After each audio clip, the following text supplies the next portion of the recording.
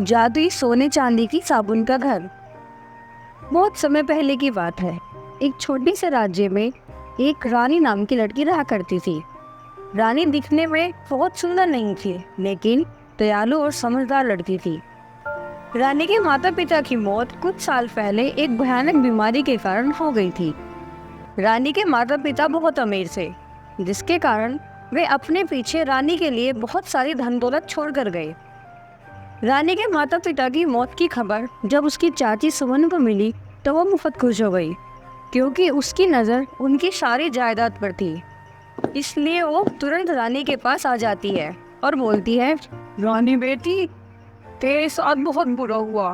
मैंने जैसे ही तेरे माँ पापा के बारे में पता चला, मैं तुरंत तेरे पास आ गई। लेकिन अब तू चिंता मत करना बेटी, मैं तेरा ख्याल अपनी बेटी की तरह रखूंगी। चल अब तू मेरे साथ चल। रानी अभी बहुत छोटी थी, इसलिए अभी उसे लोगों की सही पहचान नहीं थी। इसलिए उसे पता नहीं था कि उसकी चाची उससे नहीं बल्कि उसकी जायदाद से प्यार करती है। इसके बाद रानी अपनी चाची के साथ उनके घर चली जाती है। कुछ महीनों तक तो उसकी चाची रानी का बहुत अच्छे से ख्याल रखती है। उसे अच्छा अच्छा खाना देती, कभी भी कुछ काम करने के लिए नहीं कहती। रानी को अपनी चाची पर पूरा विश्वास हो गया था, और इसी विश्वास का फायदा उठाकर उसकी चाची सुमन रानी के नाम की सारी जायदाद अपने नाम करवा लेती है। और उसी दिन से सुमन अपने असली रूप दिखाना शुरू कर देती है। ये रानी की बच्ची, चल सारे घर की अच्छी सफाई कर। बहुत दिन हो गए तुझे मुफ्त का खाना खाते हुए। चल अब काम कर। अपनी चाची को ऐसा बोलता हुआ देख रानी बोलती है, चाची जी, आज आपको क्या हो गया? आज आप मुझ पर इतना गुस्सा क्यों कर रही हैं? मैंने कुछ गलती की है क्या? ज्यादा जुबान मत चला, जितना कहा है उतना कर। अपनी चाची को ऐसा बोलता हुआ देख रानी समझ जाती है कि उसकी चाची केवल उसकी जायदाद के कारण उससे प्यार दिखा रही थी। लेकिन अब बहुत देर हो चुकी थी। अब बेचारी रानी घर के सारे काम करने लग जाती है। रानी अपने साथ साथ सबके लिए खाना बनाती, घर की साफ सफाई करती। सुमन की एक बेटी भी थी जिसका नाम अर्पिता था। अर्पिता दिखने में तो बहुत खूबसूरत थी, लेकिन अपनी माँ की तरह ही घमंडी थी। एक दिन की बात है। रानी, ए रानी, अभी तक तुझसे मेरे कमरे की सफाई नहीं हुई क्या? इसके बाद तो दोपहर का खाना ही बनाना है। चल जल्दी हाथ चला। बस हो गया चाची जी, अभी खाना बनाने की तैयारी करती हूँ। ठीक है, खाना जल्दी बन जाना चाहिए। थोड़ी देर के बाद वहाँ अर्पिता आ जाती है। अर्पिता आने के बाद अपनी माँ सुमन से बोलती है, माँ, मुझे बहुत भूख लगी है, क्या अभी तक खाना नहीं बनाया क्या? नहीं बेटी, अभी इस कामचोर ने खाना बनाया ही नहीं। लेकिन तुम चिंता मत कर, मैं अभी बाजार से तेल ही कुछ मंगवा देती हूँ। बता क्या खाएगी? माँ, तुम ना मेरे लिए पिज्जा और बर्गर मंगवा दो। ए रानी, इधर आ। जा जल्दी मेरी बेटी के लिए बाजार से पिज्जा और बर्गर लेकर आ। इसके बाद सुमन रानी को पैसे दे देती है। रानी बाजार जाकर चाची के कहे अनुसार रानी सारा सामान खरीद कर ले आती है।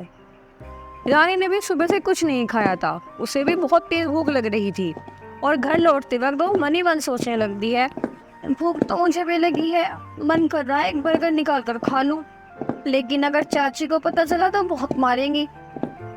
ऐसा सोचकर रानी अपना मन मारकर घर जाने लगती है।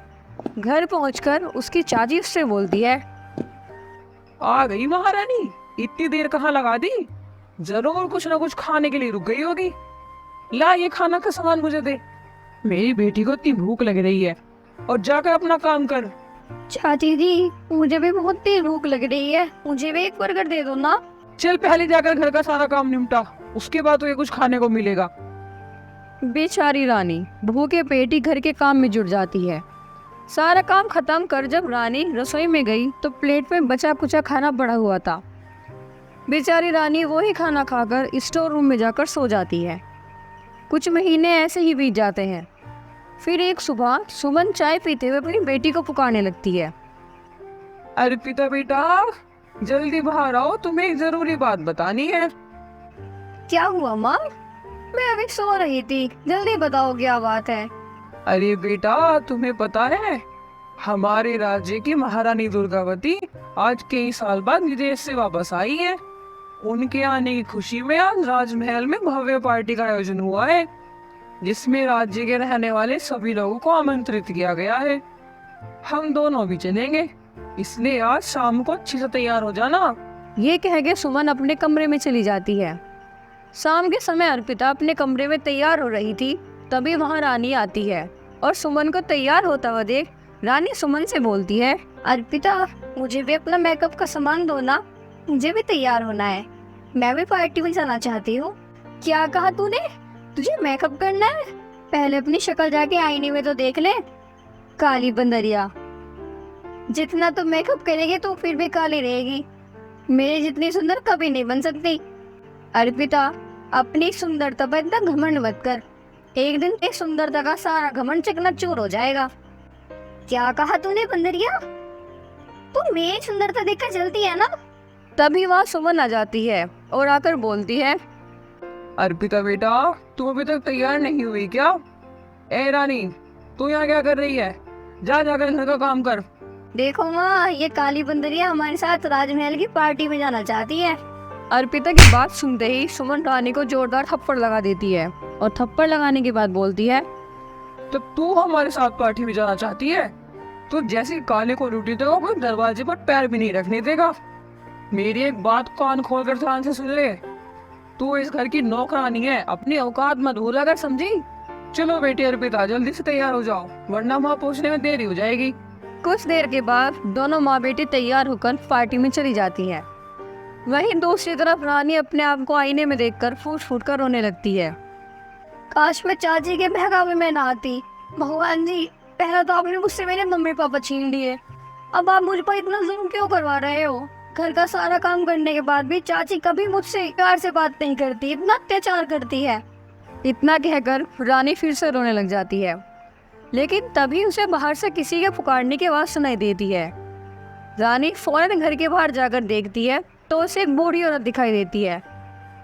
रानी उस बूढ़ी औरत के पास जाती है और उसके पास जाने के बाद बोलती है, क्या हुआ माँ जी, कोई परेशानी है क्या?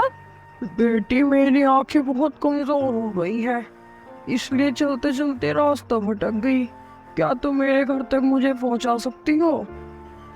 हाँ, क्यों नहीं माँ जी, चलिए आप मेरे साथ चलिए। वैसे आपका घर कहाँ है? बेटी, मेरा घर जंगल के उस पार है। ठीक है माँ जी, आप चिंता मत करिए, मैं आपको अपने घर लेकर चलती हूँ। इतना कहकर रानी बूढ़ी औरत को अपने साथ उसके घर ले जाने लगती है। तभी कुछ दूर चलने के बाद रानी को एक घायल खरगोश दिखाई देता है।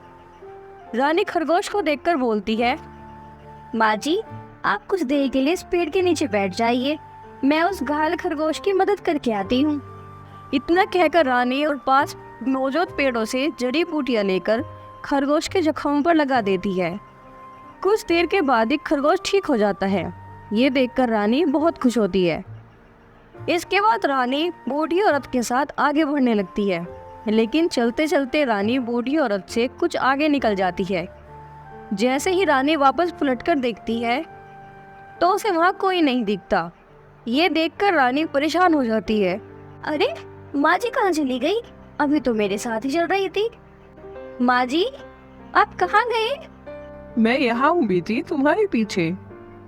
जैसे ही रानी ने पीछे मुड़कर देखा तो बूढ़ी औरत एक सुंदर परी में बदल गई थी और बोली, रानी, तुम बहुत अच्छी हो, सच में तुम्हारा दिल शीशे की तरह एकदम साफ है।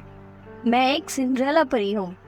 मैं हर रोज की तरह पृथ्वी लोक पर सैर कर रही थी, तभी मैंने तुम्हारे रोने की आवाज सुनी। मुझे पता है तुम बहुत परेशान हो, मैं तुम्हारी मदद करना चाहती हूँ, लेकिन हमारे परिलोक का एक नियम है, हम कभी भी लालची और बुरे इंसान की मदद नहीं करते।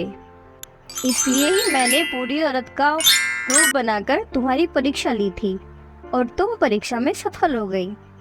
अब मैं तुम्हारी मदद करूंगी, चलो मेरे साथ, मैं तुम्हें अपने साथ आसमान में ले चलती हूँ, अपने 2 साबुन के घरों में। ऐसा कहकर परी रानी को अपने साथ आसमान में ले जाती है। आसमान में जाने के बाद रानी देखती है वहाँ 2 जादुई साबुन के घर थे। एक तरफ सोने का, दूसरी तरफ चांदी का जादुई साबुन का मकान था। तभी परी ने अपनी जादुई की छड़ी घुमाई और जादुई साबुन घर में से 2 साबुन देते हुए बोली, रानी, ये लो, जादुई सोने और चांदी की साबुन। तुम एक बार सोने और दूसरी बार चांदी के साबुन से नहाना, फिर देखना तुम चमत्कार, तुम्हारा रंग रूप कैसा हो जाएगा। परी का धन्यवाद करके रानी घर पहुंचकर परी ने जैसा ही बताया था सोने और चांदी की साबुन से अपना चेहरा धोती है। चेहरा धोने के बाद रानी को यकीन नहीं होता, वो बिल्कुल स्वर्ग से उतरी हुई अप्सरा लग रही थी। अपने आप को इतना सुंदर देखकर रानी खुशी से झूम उठती है और बोलती है, सच में परी की जादुई साबुन ने तो कमाल कर दिया, अब मैं भी राजमहल की पार्टी में जा सकूंगी। ये कहकर जल्दी जल्दी राजमहल की ओर जाने लगती है। दूसरी ओर राजमहल में सभी लोग पार्टी एंजॉय कर रहे थे, लेकिन जैसे ही रानी पार्टी में कदम रखती है, वहाँ खड़े सभी लोग की निगाहें रानी पर टिक जाती है। सभी रानी की तारीफ करने लगते हैं और तभी महारानी दुर्गावती एक अनाउंसमेंट करती है। आप सभी लोगों को हैरानी हो रही होगी कि इतने सालों के बाद मैं अपने देश क्यों लौटी। हम आपको बताना चाहते हैं कि हम अपने बेटे की शादी राज्य में रहने वाली किसी लड़की से करना चाहते हैं, और जिस लड़की की हम तलाश कर रहे थे वो हमें मिल चुकी है। जो लड़की लाल कपड़ों में सबसे सुंदर खड़ी है वह हमारे घर की बहू बनेगी। ये बात सुनकर रानी खुश हो जाती है। दूसरी तरफ रानी की चाची सुमन और रानी की बहन अर्पिता जलने लगती है। तभी रानी उन दोनों के पास जाती है और जाकर बोलती है, अरे अर्पिता, तूने मुझे पहचाना नहीं? क्या तुम रानी हो? तुम्हारा रंग रूप इतना सुंदर कैसे हो गया? रानी, मुझे नहीं बताओगी? तुम तो मेरी बहन हो ना? प्लीज बताओ ना, तुमने अपने चेहरे पर क्या लगाया? अरे ये कमाल जादुई सोने और चांदी की साबुन का है, जिसे इस्तेमाल करते ही मेरा रंग रूप निखर गया। रानी की बात सुनते ही अर्पिता सोचने लगती है, वाह, जब ये काली कलौटी इतनी सुंदर हो सकती है तो मैं तो पहले से ही इससे ज्यादा खूबसूरत हूँ, और इसकी साबुन का इस्तेमाल करके मैं और ज्यादा सुंदर हो जाऊंगी। फिर इस दुनिया में मुझसे ज्यादा सुंदर और कोई नहीं होगा, और फिर राजकुमार से शादी भी मैं ही करूंगी। ऐसा सोचकर अर्पिता मन ही मन बहुत खुश हो रही थी। फिर घर पहुंचकर अर्पिता ने सोने और चांदी की साबुन को जैसे ही चेहरे पर लगाया, उसका रंग बिल्कुल काला पड़ गया। अरे ये क्या हुआ, मैं इतनी काली कैसे हो गई? अब मेरी शादी राजकुमार से कैसे होगी? ये कहकर अर्पिता फूट फूट कर रोने लगती है, और अपनी बेटी की ऐसी हालत देखकर सुमन भी कुछ नहीं कर पाती। इस तरह दोनों माँ बेटी को अपने किए की सजा मिल जाती है। कुछ दिनों के बाद रानी की शादी बड़ी धूमधाम से राजकुमार से हो जाती है, और रानी राजकुमार के साथ अपना जीवन खुशी खुशी बिताने लगती है। अगर आपको हमारी कहानी अच्छी लगी हो तो हमारी वीडियो को लाइक करना, और ऐसी ही जादुई कहानी देखने के लिए हमारे चैनल को सब्सक्राइब करना।